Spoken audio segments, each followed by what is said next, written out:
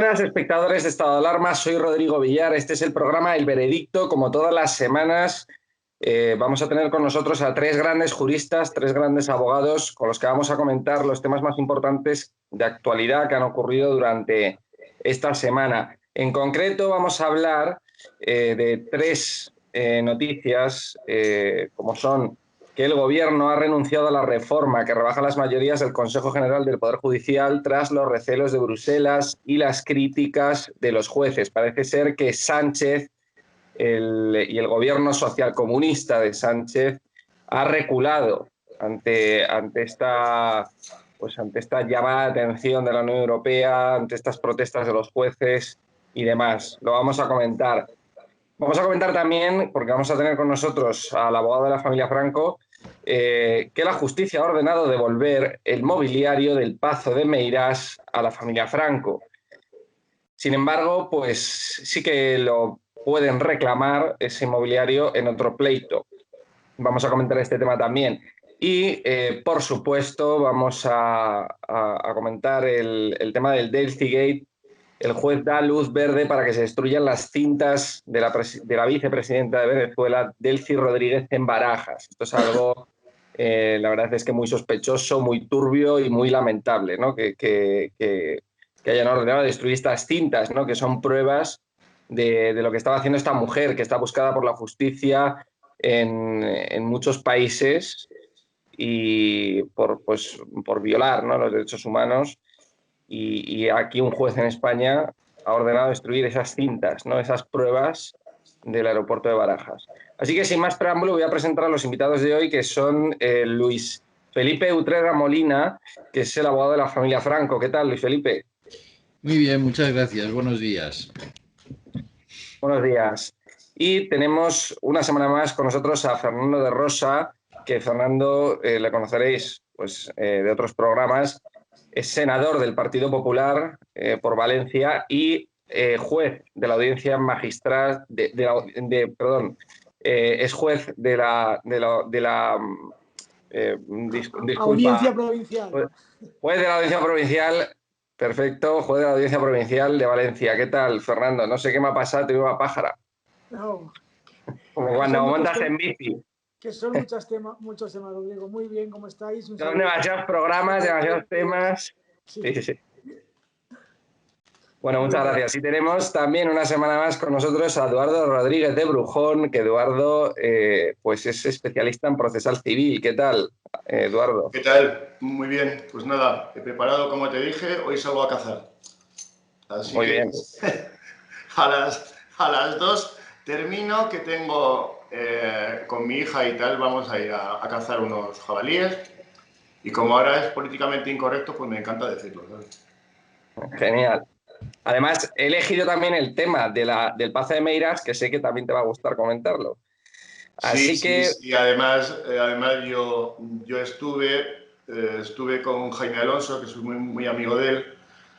Conocí perfectamente al ministro Utrera Molina, un gran patriota y muy amigo de mi padre. Y entonces estoy en compañía magnífica con su hijo Luis Felipe, lo cual me siento en este momento muy honrado. Bueno, pues vamos a empezar a comentar justamente este tema, porque Luis se tiene que ir antes. Así que, bueno, pues Luis, explícanos, por favor, en qué ha consistido, para que lo entiendan los espectadores, pues este caso del Pazo de Meirás, por qué el Estado se ha querido quedar con el Pazo y, pues, por qué al final habéis logrado salvar los muebles, ¿no?, como se dice. Bueno, vamos a ver, la pregunta que me haces me llevaría más de 1 hora y más de 2 en explicarla. Entonces voy a tratar de resumir. Vamos a ver. Para que todo el mundo que nos escucha y que nos ve se pueda enterar, la acción reivindicatoria iniciada por la Administración General del Estado a instancias del Parlamento de Galicia y de la Xunta de Galicia, etcétera, etcétera, se refería única y exclusivamente a una finca catastral.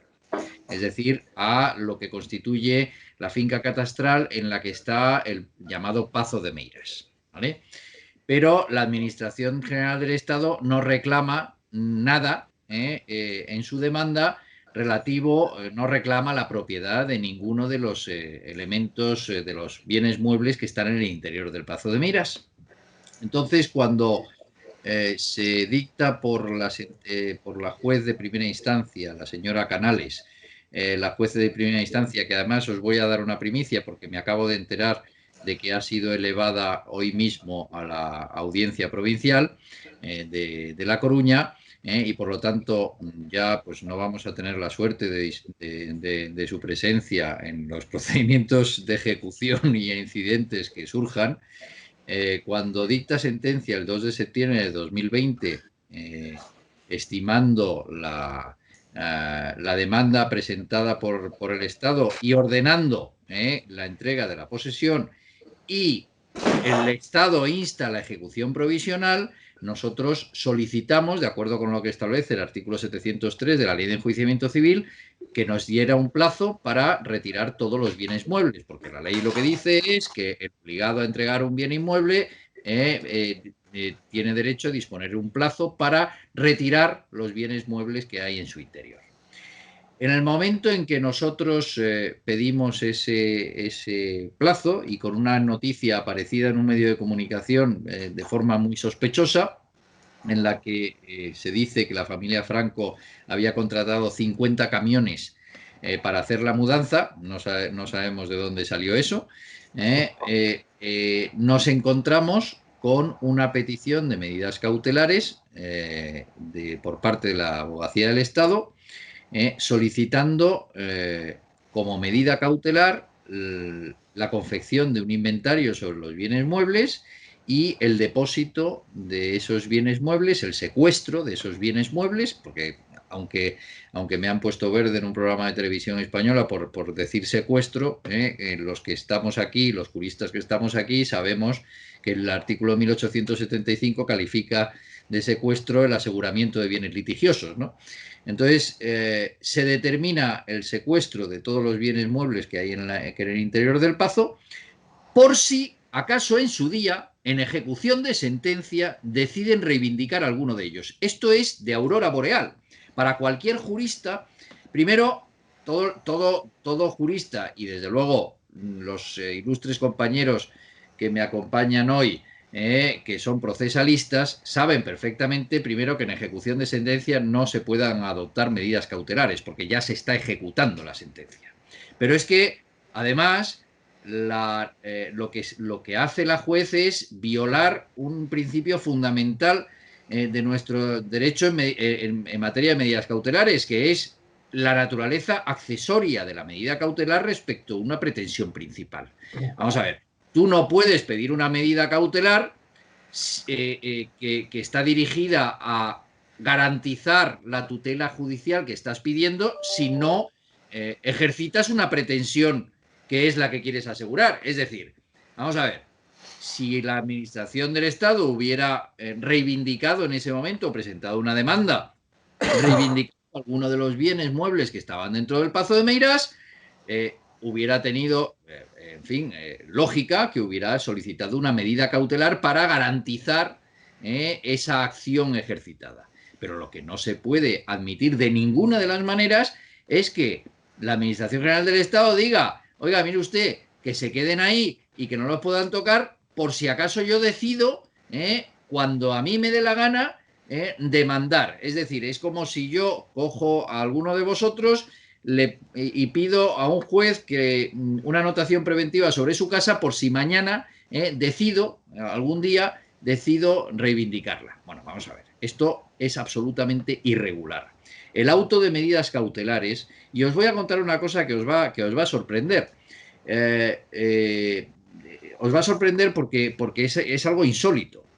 La solicitud de medidas cautelares, el escrito de solicitud de medidas cautelares de la Abogacía del Estado entró en el juzgado el día 9 de noviembre a las 10:30 de la mañana. El escrito de la Xunta de Galicia entró a las 12:30 y a las 2 de la tarde nos notifican un auto concediendo esas medidas cautelares, un auto de cerca de 20 y tantos folios. Esto, sinceramente, yo no sé si a vosotros os ha pasado, pero que en el curso de una mañana alguien presente una demanda solicitando medidas cautelares y en menos de una hora te notifiquen un auto concediendo estas medidas cautelares, a mí nunca me había pasado. La verdad es que reconozco que jamás me había pasado. Pero claro, es que lo que dice la audiencia es que es muy grave. Es que lo que hizo la jueza en ese auto es saltarse por el arco del triunfo toda la legislación procesal. Es decir, claro, es que, vamos a ver, yo no sé qué opinan los compañeros, pero es que es un escándalo.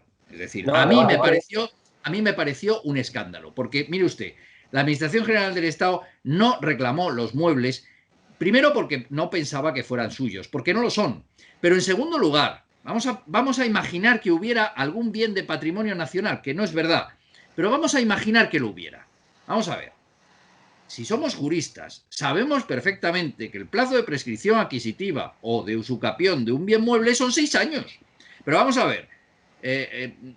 Claro, si usted me está diciendo que a los Franco les han faltado 6 meses porque han estado 29 años y 4 meses y estos 6 meses no porque había un guarda hortelano y entonces no han usucapido el Pazo de Meirás, ¿qué me va a decir? ¿Que no he usucapido los muebles desde el año 1975 o desde el año, no sé, desde el año 1990?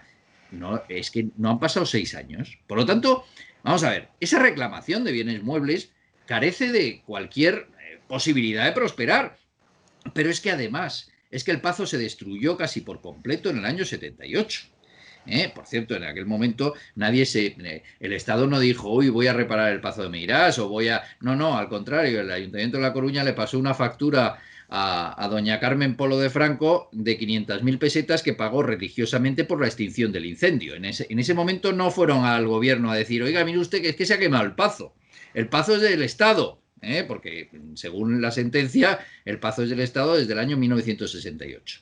Entonces, claro, quiero decir, lo que se ha producido con el tema de las medidas cautelares a mí me ha parecido una de las actuaciones más absolutamente increíbles de las que he tenido en este procedimiento y que os aseguro que han sido muchas, pero tan aberrantes jurídicamente ninguna. Y la audiencia provincial, yo creo que en este auto es muy dura con la jueza Canales. O sea, yo creo que la jueza Canales aquí se excedió de una manera increíble. Y bueno, ¿qué voy a decir? Si visteis las imágenes de la entrega del Pazo, del circo que montaron para la entrega del Pazo. Pero bueno, esto es un caso que yo tenía absoluta confianza en que la audiencia provincial no iba a pasar por ahí. Y afortunadamente nos han dado la razón, menos mal.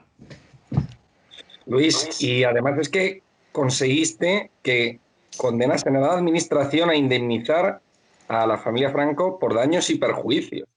Sí, pero eso es lo de menos. O sea, quiero decir, al final, ¿cuáles son los daños y perjuicios de no haber podido usar, disfrutar o disponer de los bienes durante 4 meses?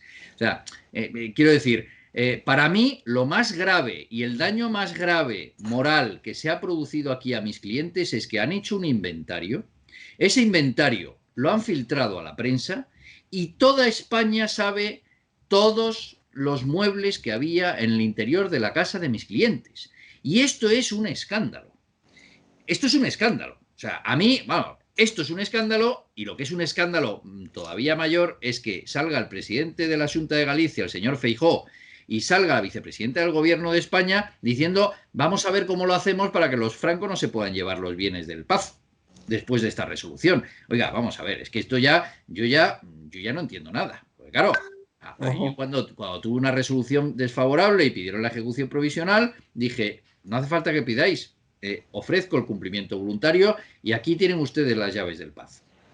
Y resulta que ahora el Gobierno cuando pierde y la Xunta de Galicia cuando pierde, decide que vamos a ver qué podemos hacer para no cumplir esta resolución judicial. Y nadie se rasga las vestiduras. Pero claro, ¿por qué? Pues porque mis clientes tienen un segundo apellido maldito.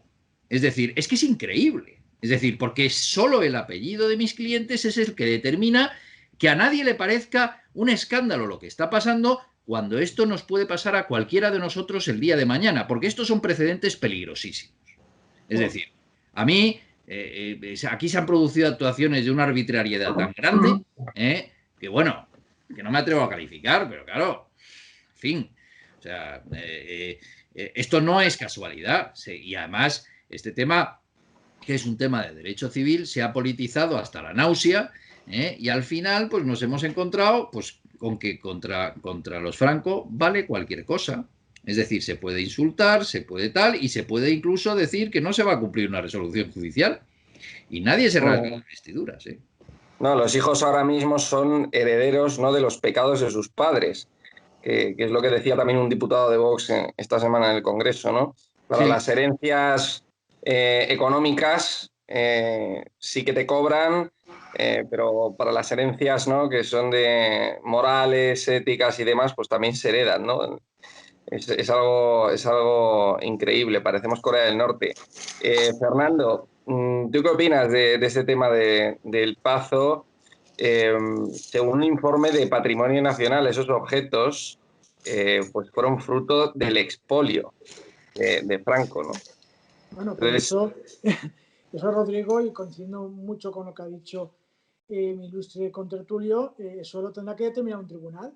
Es decir, que lo diga alguien que eso es fruto de expolio, como lo de decir, pues bueno, que cualquier otra manifestación de parte. Es decir, yo creo, como no podía ser de otra manera, que es la justicia la que tiene que determinarlo en el procedimiento correspondiente y adecuado.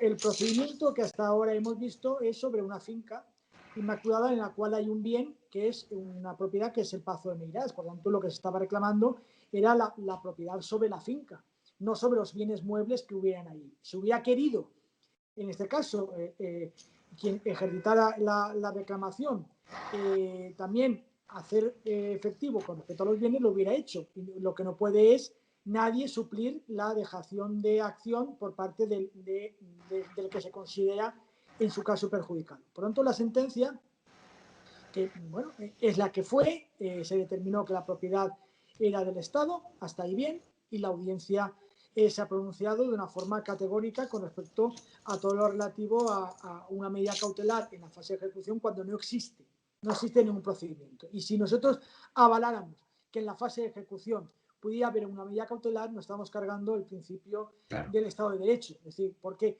el procedimiento no puede de ninguna de las maneras ser utilizado de una forma preventiva, pues acaso alguien considera que tiene algún derecho. Los derechos se ejercitan, se reclaman y luego en el caso que haya algún conflicto, pues se va a un tribunal de justicia y el tribunal de justicia determina quién es el titular del derecho. Lo que no podemos es actuar nunca de una forma a prevención, porque los derechos no se tienen a prevención, ni se ejercitan a prevención, se ejercitan o no se ejercitan. Y como muy bien decía Luis Felipe Utrera, ir de contrario es atentar contra los principios generales del derecho, ¿no? Y por tanto, creo que es la sentencia de la audiencia jurídicamente impecable y por eso no se ha atacado desde un punto de vista jurídico, sino se ha atacado desde un punto de vista político, lo cual evidentemente es pues una manifestación de parte. Yo creo que la sentencia es impecable y es la que tenemos que pues seguir y ya está. Eduardo, creo que estás deseando participar, así que cuéntanos, ¿qué opinas de todo este tema? Bueno, participar ante la elocuencia de lo que hemos oído y el conocimiento del asunto, poco puedo participar, ¿no? Lo que tengo que hacer es escuchar en silencio y ver lo que ha sucedido. Y destacar única y exclusivamente que se está ejecutando una sentencia y que solamente se puede entrar en lo que dice la parte dispositiva de la resolución judicial. Y la resolución judicial, en modo alguno, hablaba de que los muebles fueran propiedad del Estado. Es decir, esa parte nunca entró en litigio. En consecuencia, no puede formar parte de una medida cautelar. Y luego, lo que han dicho mis colegas es evidente. No existe una medida cautelar para una ejecución provisional de la sentencia. Se lo han inventado. Yo lo que quiero destacar, y creo que en esta incautación total de inmuebles que ha habido, apartándome del concepto jurídico, de secuestro, como ha dicho Luis Felipe, yo me iría a la incautación de inmuebles por parte de un Estado absolutamente vengativo hacia una figura excepcional como fue Franco. Se está vengando un Estado, una izquierda y una derecha que gobierna en Galicia con unos comentarios absolutamente deleznables, vergonzosos, como los que ha hecho Feijóo sobre lo que ha sucedido. Creo que hay que destacar cómo el Partido Popular ha actuado de una manera mezquina, el Partido Popular de Galicia y de España, en todo el caso Franco. Creo que hay que destacarlo y solamente me voy a remitir a los comentarios que sobre la sentencia dictada por la juez de primera instancia dijo el presidente de la Junta de Galicia, que recordamos todos. Ahora creo que debemos de centrarnos todos en, como muy bien ha dicho Luis Felipe, pensar que la justicia no ha existido en este caso, la justicia no va a existir en este caso por los apellidos y que el Estado va a hacer todo lo que pueda, no para retirar unos muebles que su valor se desconoce cuál es y es absolutamente relativo, sino para vencer al apellido Franco de alguna manera, vengándose como si retirar los muebles o quitarle el Pazo de Meirás resolvieran la derrota de 1939. Lo cual es absolutamente ridículo. Absolutamente ridículo. Creo que no se van a quedar aquí. Yo creo que la abogacía del Estado, como lo que pretenden es pisotear el apellido del Generalísimo, lo que quieren, imagino que como consecuencia de este auto la familia querrá hacer una mudanza. Pues imagino que la abogacía del Estado pretenderá interrumpir esa mudanza de alguna manera, porque el auto es firme y evidentemente no es recurrible. Pues intentarán interponer una demanda urgentísima de 45 páginas en 42 minutos y a su vez de resolver el juzgado en 15 minutos más con 60 páginas que tienen preparadas de antemano, intentar paralizar esta mudanza porque los bienes que se encuentran son de la familia Franco y la derrota de la familia Franco no acaba con quitarle el Pazo, sino por expropiarles, por incautar la totalidad de los muebles. Yo creo que aquí nos encontramos ante un acto político en el cual se ha utilizado a la justicia para vengarse fuera de los cauces legales y que todos, absolutamente todos, incluido tú, Rodrigo, y tú, Fernando, sabemos que la izquierda va a ir a por todos nosotros, por cada uno de nosotros. Y este es el ejemplo principal que nos van a mostrar. Por lo tanto, hay de los tibios que no verán el reino de los cielos. No, la izquierda ya ha ido a por mí. Es decir, a mí me han sacado mi vida privada y personal por todos los periódicos sabidos y por haber de la izquierda, llamándome fascista y ultraderechista. O sea, yo ya estoy acostumbrado. Pero eso es normal. A ver, ¿tú conoces a alguien que no sea fascista? Yo no conozco a ninguno. Últimamente son todos. El Benito Mussolini tenía un banderín de enganche impresionante. A ver, todos somos fascistas. Todos somos admiradores de D'Annunzio y si no te llaman fascista es que algo estás haciendo mal. Yo quiero agradecer especialmente tanto a Fernando como a Eduardo pues lo que han dicho. Es que aquí estamos hablando de cosas que son elementales para cualquier procesalista y por eso me producían tanto escándalo. Porque vamos, cuando tú hablas con tus clientes, tú le dices que determinadas cosas no se pueden hacer y que por lo tanto no lo van a hacer. Y esperas de la abogacía del Estado una actitud respetuosa con la legalidad. En este caso, la abogacía del Estado se ha producido de una forma absolutamente insólita. Yo, de verdad que he visto en pocas ocasiones saltarse la legalidad de esta forma, pero claro, bueno, pues cumplen órdenes, se han convertido en lacayos del gobierno y esto, sinceramente, es muy preocupante. Y en el caso de Feijóo, hombre, vamos a ver, no nos olvidemos de una cosa. El señor Feijóo, cuando estaba en la oposición y gobernaban los socialistas en Galicia, dijo que quitarle el Pazo a los Franco era franquista. Después dijo, cuando se pretendió hacer, en fin, bien de interés cultural, dijo que ni siquiera era un Pazo y que no tenía valor histórico alguno. Y finalmente, cuando la familia Martínez Bordiú Franco le denegó la gestión de las visitas a la Xunta del Pazo, decidió encabezar la manifestación para quitarles el Pazo, diciendo que el Pazo había sido del Estado y todo el mundo lo sabía desde hace tal. Quiero decir, la coherencia de este personaje es absolutamente increíble. Yo de verdad que me parece uno de los personajes, sinceramente, más abyectos que hay ahora mismo en política. Es un hombre muy hábil, pero que carece de principios algunos y carece de escrúpulos. Y es capaz de decir una cosa y la contraria sin enmendarse, sin despeinarse y con una tranquilidad pasmosa. Y yo, hombre, quiero decir, en este caso se está comportando de una manera absolutamente impresentable. Yo os agradezco muchísimo, pero no tengo más remedio. Yo le deseo a Eduardo que cace todos los jabalíes que pueda y que disfrute, pero tengo que marcharme porque hoy como con mi madre, que es una de las cosas mejores que puedo hacer, acompañarla en un día como hoy.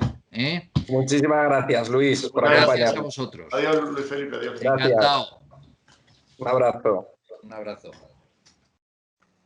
Bueno, continuamos con Fernando y con Eduardo. No sé si queréis comentar algo más de este asunto del Pazo. La verdad es que No cabe. No cabe. yo me he quedado con la, bueno, que nos explicase un poco también los antecedentes de este caso, ¿no, Luis Felipe? De por qué el Estado ha tenido siempre tantas ganas, ¿no?, de reclamar ese Pazo para el Estado, ¿no?, para Patrimonio Nacional. Yo me gustaría saberlo, ¿no? ¿Por qué ese ímpetu, ¿no?, por quedarse con ese Pazo?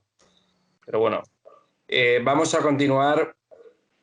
Tenemos dos temas muy importantes de los que hablar. Creo que el que toca ahora es el tema de los jueces, ¿no? Que el Gobierno renuncia a la reforma que rebaja las mayorías del Consejo General del Poder Judicial tras los recelos de Bruselas y las críticas de los jueces. Podemos, que sí defendía la necesidad de acelerar esta reforma para cambiar en el Poder Judicial, secunda la retirada, pero pide alternativas. Es decir, han recibido pues muchas presiones por parte de Europa y al final el Gobierno ha reculado, ¿no? Se han acojonado, ¿no? Como se dice. Fernando, tú que eres juez, ¿qué opinas de esto? Creo que estarás de acuerdo, ¿no?, con Europa.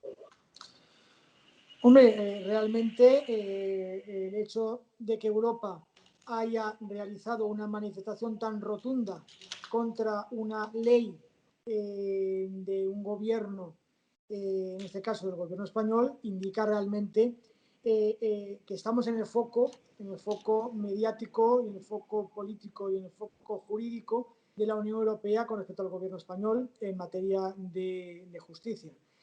Ha sido cuando más de 2.500 jueces han presentado una carta pidiendo amparo ante la Unión Europea, ¿no?, ante la Comisión de Justicia, han pedido amparo por los ataques del gobierno español contra la independencia del Poder Judicial. Y realmente eso es lo importante.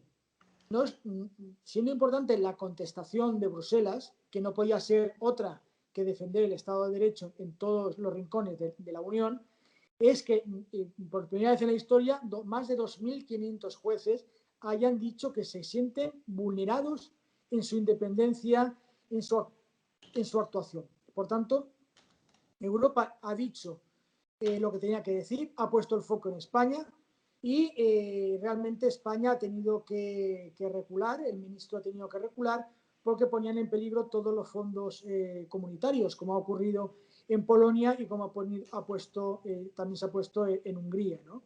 Por lo tanto, yo creo que España estamos ahora con un déficit de calidad de justicia y de Estado de Derecho, algo impensable durante estos años democráticos. Y por tanto, creo que ese toque de atención ha dado, pues yo creo, de lleno en el gobierno, que como ha tenido que hacer el ministro, inmediatamente retirar la ley. Y es que tendrá que retirar todas aquellas medidas atentatorias contra el Estado de Derecho, porque Bruselas así se lo va a advertir. Eduardo. Dime. A ver, creo que este asunto lo considero tremendo. Luego tenemos otro tema que te va a gustar más, el tema del Delphi Gate. Para mí es tremendo. Vamos a ver, comenzó, te lo digo, como abogado, procesalista y aficionado al derecho constitucional. A ver, si nos fijamos cómo empezó el asunto, nos podemos dar cuenta de cómo ha terminado. Recordemos que esta reforma del Consejo General del Poder Judicial no fue propuesta por el Gobierno, es decir, fue una proposición de ley registrada por el PSOE y Unidas Podemos. En consecuencia, el Gobierno de España se ocultaba tras estos dos partidos. ¿Y por qué? Porque si esta reforma se presentaba como un proyecto de ley patrocinado por el Gobierno, no como una proposición de ley presentada por dos partidos, se sorteaba la obligación de recabar el informe de órganos constitucionales como el Consejo de Estado, el Consejo Fiscal y del propio Consejo General del Poder Judicial. Por lo tanto, comienza con un truco procesal. Lo presenta el Gobierno, pero en realidad lo presentan dos partidos. ¿Y qué supone? Que la retirada, en caso de hacerse, porque ellos ya preveían que se iba a retirar esta ley, porque si no, no lo hubieran hecho así. No hubieran hecho una proposición de ley, sino lo que hubieran hecho hubiera sido un proyecto de ley patrocinado por el Gobierno. ¿Y por qué lo hacen así? Presentando los dos partidos, porque los dos partidos lo podrían retirar. Y el Gobierno, de cara a Europa, no incumplía el artículo 49 del Tratado de la Unión sobre la conservación de los derechos humanos. ¿Por qué sucede esto? Porque yo creo, y en el fondo lo creo firmemente, que era una maniobra de despiste y un órdago para que el PP entrara a negociar con el PSOE la composición del Consejo General del Poder Judicial. Si no, no me explico por qué lo hicieron así. No tiene ninguna cabida, porque sabían que lo iban a retirar. Me cuesta muchísimo, porque hemos visto que el PP no ha entrado a negociar. Por lo que sea, parece que por una gran bronca con Cayetana Álvarez de Toledo, al final el secretario general del Partido Popular se echó hacia atrás y no negoció, amagaron con negociar y tal, y al final el PSOE se ha visto solo. Y no sé, no lo sabemos, intuimos que han recibido una gran bronca por parte de la Unión Europea, concretamente por Jourová, que es la vicepresidenta de la Unión Europea dedicada a los derechos fundamentales. En consecuencia, yo creo que el PSOE no sabía que no podía ni debía hacerlo, pero esperaba que el Partido Popular reaccionara, pues, negociando con ellos. Pero no se nos debe olvidar una cosa, que esto no ha sido baladí lo que ha sucedido. Porque de todo lo que parece que se ha retirado, que no se ha retirado, Unidas Podemos dice que lo retiran, pero que se queda ahí, algo sí se ha quedado. De la reforma sí permanece y está en vigor aquella reforma que impide que el Consejo General del Poder Judicial pueda realizar nombramientos cuando su mandato esté caducado y se encuentre en funciones como ocurre hoy en día. Eso no lo han retirado y eso sigue vigente. ¿Qué han hecho? Han desactivado al Consejo General del Poder Judicial, es decir, le han dejado sin su verdadera legitimidad para nombrar jueces cuando el mandato esté caducado, convirtiendo a este poder ya de momento en un poder inerme, y no sé decirte si inerte, que no puede nombrar sus jueces cuando esté caducado, y obligando a los jueces a que presionen al Partido Popular para que se reúnan con el PSOE para el nombramiento. Por lo tanto, no ha sido baladí lo que ha sucedido.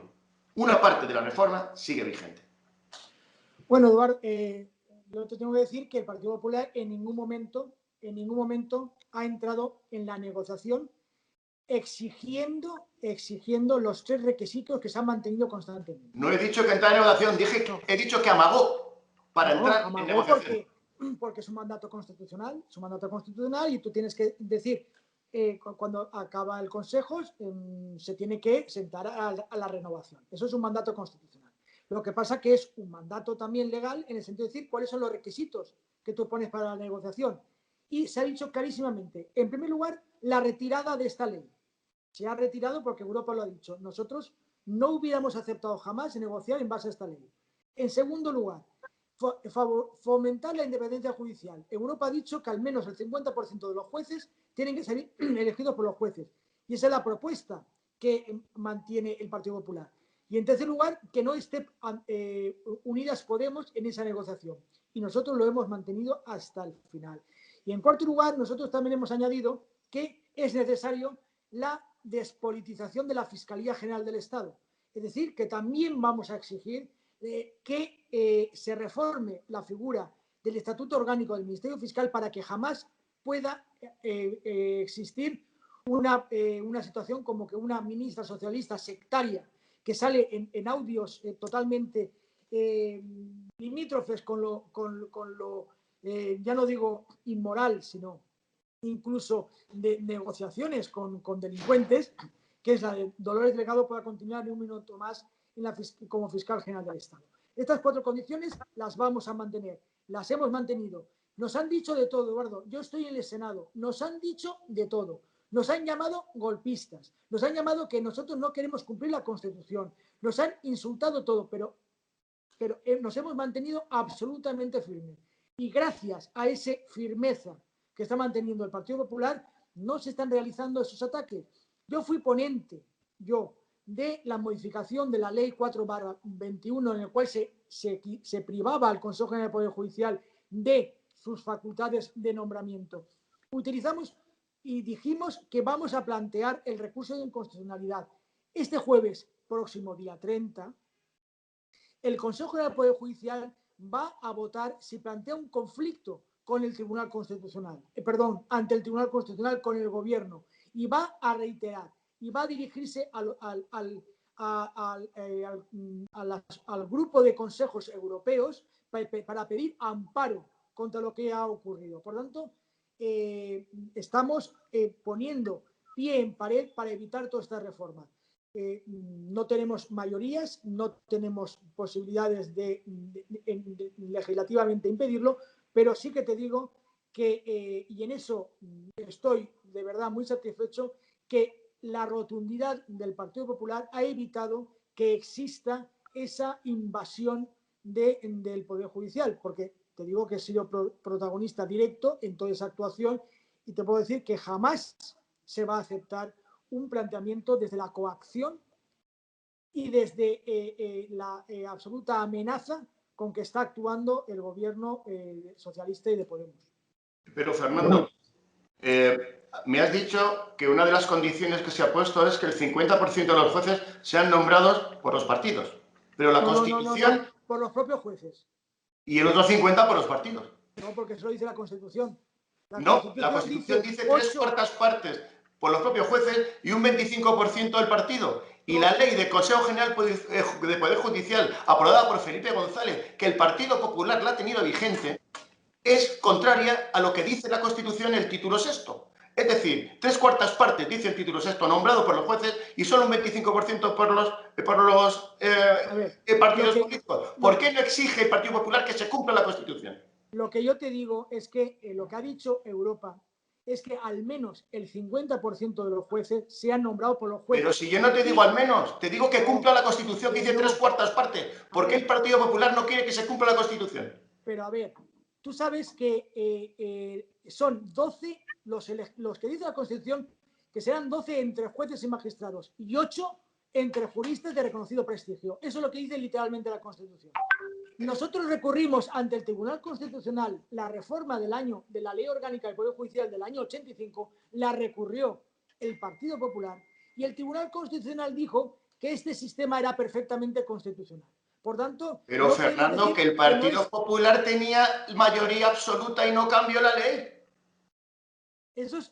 Ahora te contesto eso. Tú me has dicho que es inconstitucional. No es inconstitucional este sistema porque el Tribunal Constitucional declaró que era constitucional el sistema de... Pero ¿por qué el Partido Popular no exige que se cumpla la Constitución ahora, ya que está de condiciones, poniendo condiciones, que exija que se cumpla la Constitución y que se retire esta reforma que ha hecho el Partido Socialista por debajo de que cuando el mandato esté caducado, el Consejo General Judicial no pueda nombrar jueces? ¿Por qué no pedís que se cambie eso? Es decir, que se ocupe la Constitución y que se derogue este cambio que nos han metido de tapadillo. Claro que lo hemos pedido, y yo el martes que viene te invito a escuchar en el Senado que yo voy personalmente a hacer una pregunta al ministro diciéndole cuál es su opinión sobre que 2.500 jueces le hayan denunciado ante Bruselas y pidiéndole la derogación de la Ley 4/21 porque se planteará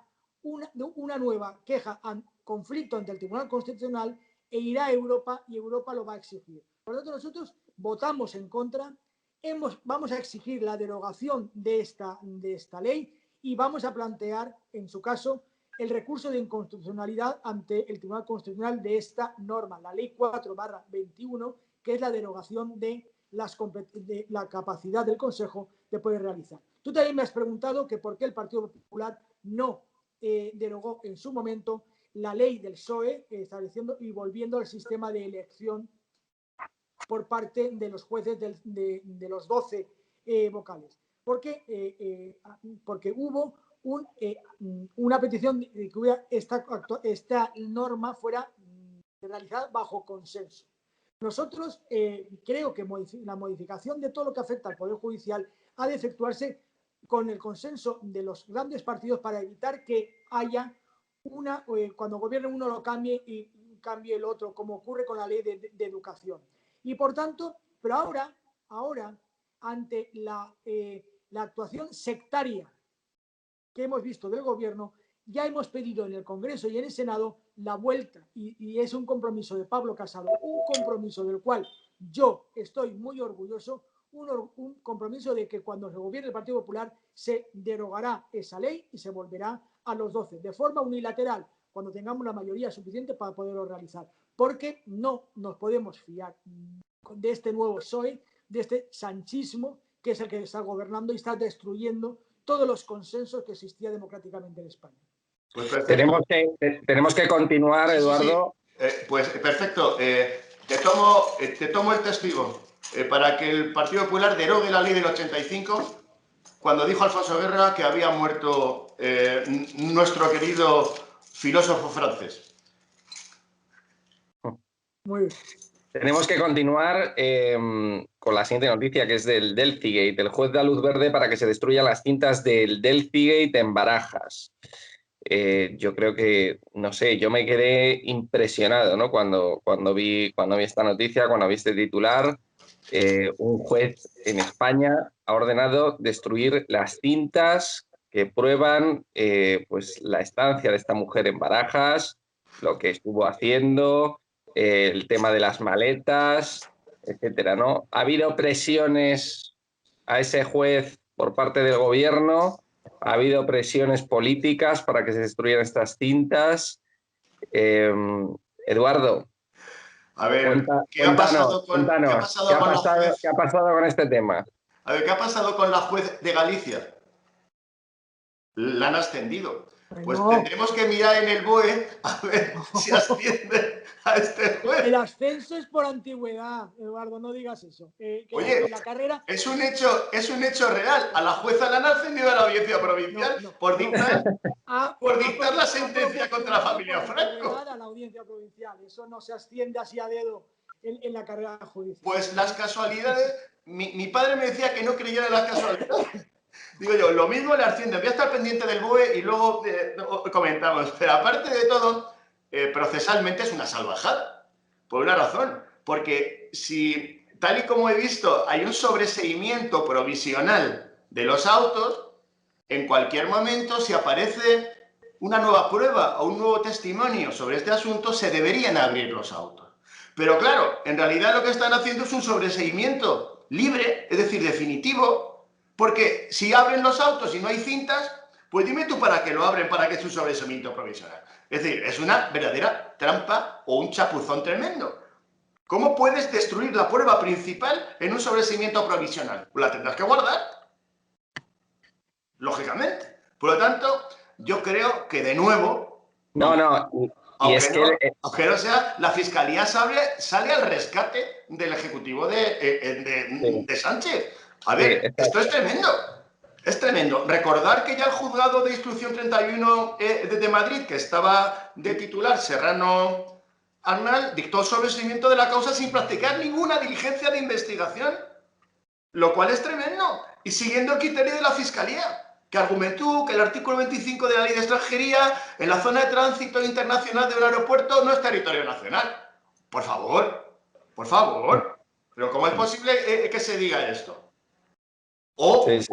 la teoría de la Fiscalía de no es suficiente la mera ilegalidad, la sanción penal solo deberá utilizarse para resolver conflictos cuando sea imprescindible. Pero oiga usted, que esta señora tiene búsqueda y captura por la Unión Europea.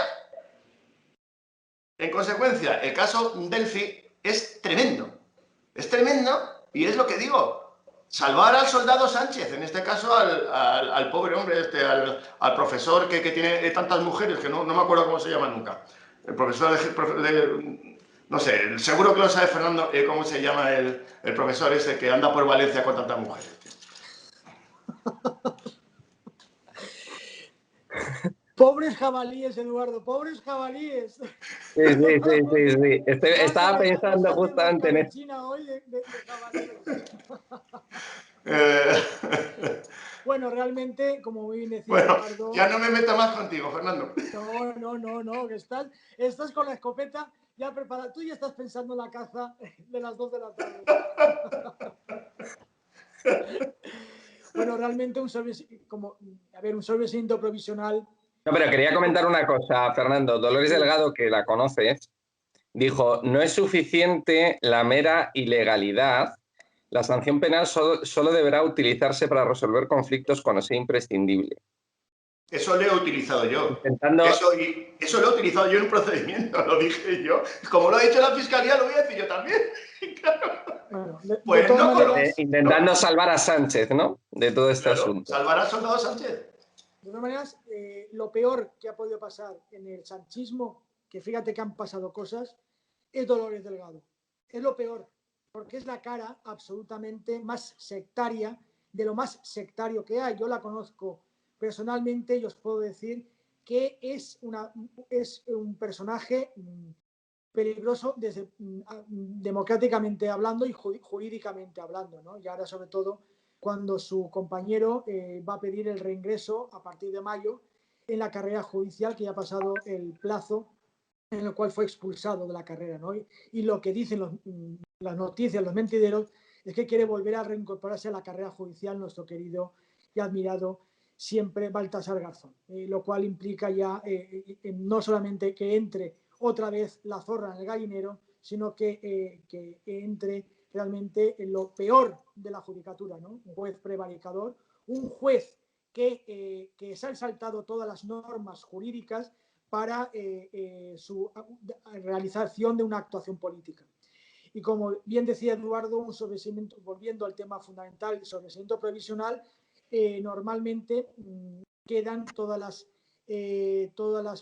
los elementos probatorios tienen que quedar custodiados por si acaso se reapertura en un momento dado. Es como si hubiera una investigación por un asesinato y no se determinara la autoría y el arma encontrada pues se destruyera, ¿no? Eso no es correcto y adecuado. Habrá que ver, ¿no? La trascendencia que pueda tener esta norma o esta resolución, pero sí que es sorprendente al menos. Y Garzón sigue sin firmar el divorcio. Bueno, eso ya, yo ya no entro en esas cuestiones, pero sí que te digo que es la mano que mece toda la cuna hoy en día del asalto al Poder Judicial. Es un hombre que tiene ¿cómo decirte? Un sentimiento visceral en contra del Poder Judicial, porque considera que él ha sido expulsado de la carrera judicial de una forma buneando pues su propia soberbia. Yo, cuando estaba en el Consejo General del Poder Judicial y se planteó su suspensión cautelar, porque estaba en un procedimiento penal, me recusó directamente, porque yo había estado en el gobierno de Francisco Camps. Bueno, y sabéis que cuando un juez se abre juicio oral, la propia ley dice que tiene que ser suspendido, es decir, que no es una cuestión de opinión, sino que es una cuestión de legalidad. Pues él recusó a Margarita Robles me recusó a mí y a otra compañera del Poder Judicial. Y esa es la categoría moral de este señor, que fijaros, hasta actuó contra Margarita Robles, porque él ve absolutamente su soberbia vulnerada y herida en su actuación. Por tanto, Dolores Delgado, tremendo, pero yo creo que él se le quedó otro día, perdona Rodrigo, es hablar de Baltasar Garzón. Sí, porque a él también se le quedó la espinita clavada, ¿no? De haber sido ministro de Justicia, que él quería ser ministro de Justicia, ¿no?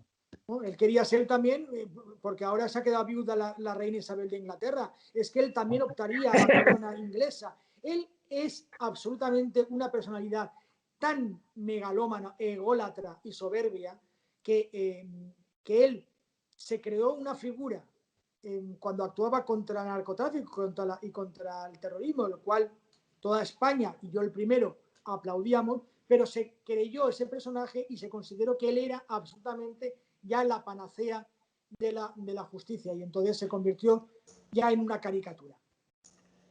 Sí, porque es que ahora anda por el mundo defendiendo causas de personajes como el de Wikileaks, o sea, todo pues para darse protagonismo, ¿no? Pero facturando bien facturado, ¿eh? Sí, sí, hombre.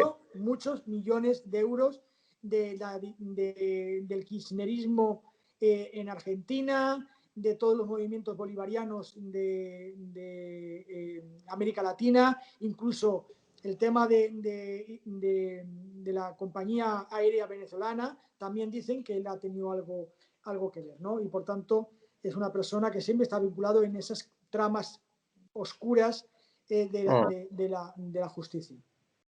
Fernando, ya que estamos hablando del Delphi Gate, ¿tú qué crees que eran esas maletas?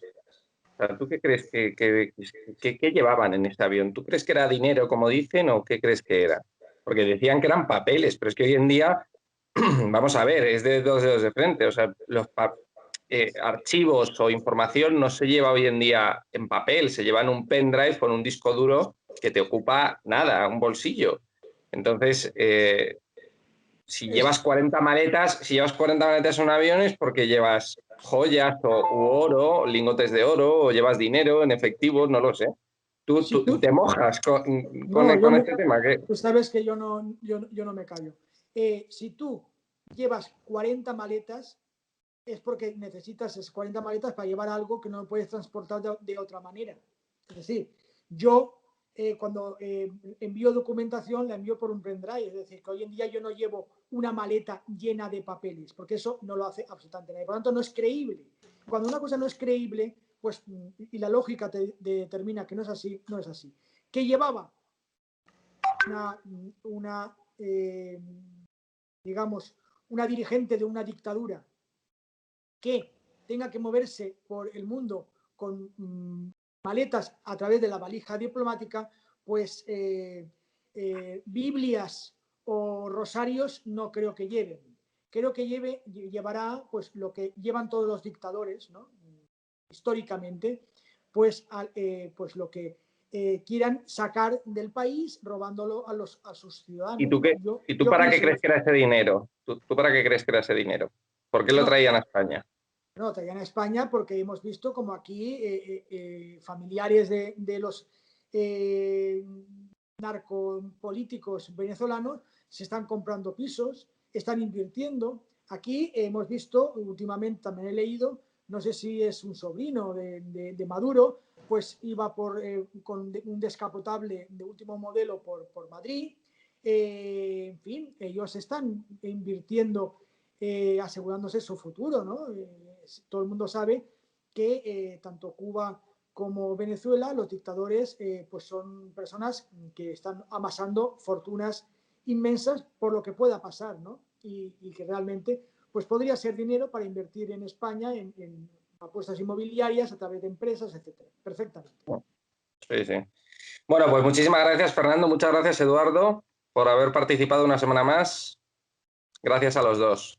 Muy bien, pues muchas gracias. A ti muchas gracias y gracias, Fernando. Buena cacería. Te espero. Vista, suerte y al toro. Eso.